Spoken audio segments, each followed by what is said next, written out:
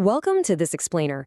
So, if you're right in the middle of packing up boxes, coordinating moving trucks, and just staring down a massive mountain of paperwork, well, I've got some pretty fantastic news for you.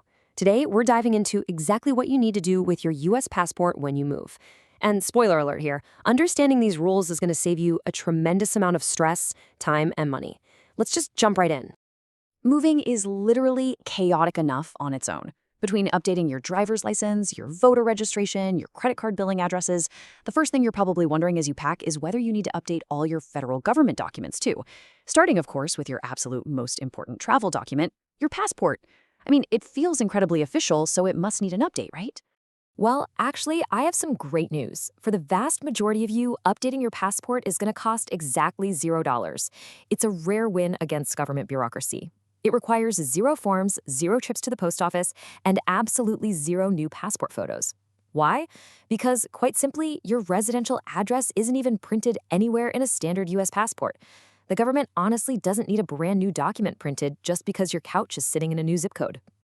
The whole bureaucratic process basically breaks down into 2 super simple paths, and it all hinges on one key question.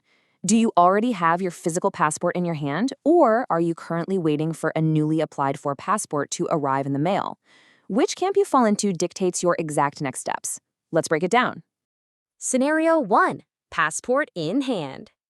If you already have your valid passport tucked away safely in a drawer when you move, go ahead and take a deep breath. Here's a list of things you absolutely do not need to do. You don't apply for a new passport, you don't fill out any address change forms, you don't pay a fee, you don't even need to call the State Department. You are completely off the hook. To put a real-world example to this, let's say you previously lived at 133 Main Street in Texas. You pack up, you move across town to 456 Oak Street. The action required on your part? None. Absolutely none. Your current passport remains entirely valid for travel despite the brand new address. So, the crucial point to take away here is that you can just keep traveling with that exact same passport. Assuming it's otherwise valid for your trip, meaning it's not expired or damaged, you just toss it in your carry-on and go. It'll remain totally valid until its normal expiration date printed right there on the data page. It really is that simple. Scenario 2. Processing applications.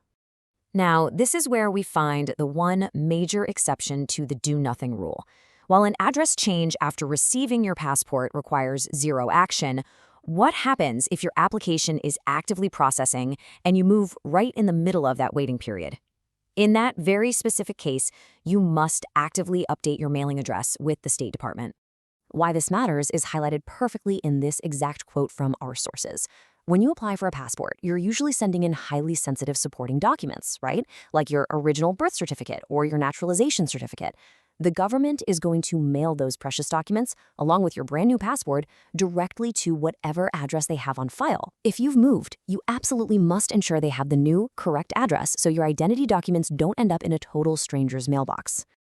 If you do fall into this processing category, hey, don't panic. Just follow these 3 straightforward steps to safely route your documents to your new home. First, directly contact the U.S. Department of State's Passport Service. Second, have your application information readily available so they can quickly locate your file. And third, formally request the update to your mailing address. And please, pay close attention to this incredibly important warning. Do not, and I repeat, do not, submit an entirely new passport application just because your mailing address changed. Doing that is only going to confuse the system, likely cause major delays, and honestly, it could cost you unnecessary fees. Just update the existing application. Let's briefly look at exceptions and edge cases. Sometimes moving and mail delivery just isn't perfectly straightforward. For example, what if you're temporarily staying with a friend or a relative while you move and you need your new passport mailed to their U.S. address? The State Department actually recommends using the in care of field. See, if your name doesn't match the name printed on the physical mailbox at the delivery address, the post office might just bounce it back. Putting the actual resident's name in care of guarantees smooth delivery. Finally, it's really vital to note a major difference in these bureaucratic rules. We've spent this explainer learning that a simple residential address change requires 0 action. However, a legal name change is treated very differently. If you get married, divorced, or change your legal name for literally any reason, that does actually require a formal passport update process. Why? Well, because your name is actually printed on the passport itself. Your address isn't. As we wrap up this explainer, I really hope you're feeling a wave of relief. Remember the core takeaway here. Unless your legal name changed or you're currently waiting on a processing application in the mail, your U.S. passport is just one less bureaucratic hurdle to worry about during your move. It is ready to go. So I'll leave you with this final, much more exciting question to ponder while you unpack. Since your passport is perfectly valid, what amazing destination in the world will you use it for next? Thanks for joining me on this explainer, and happy travels!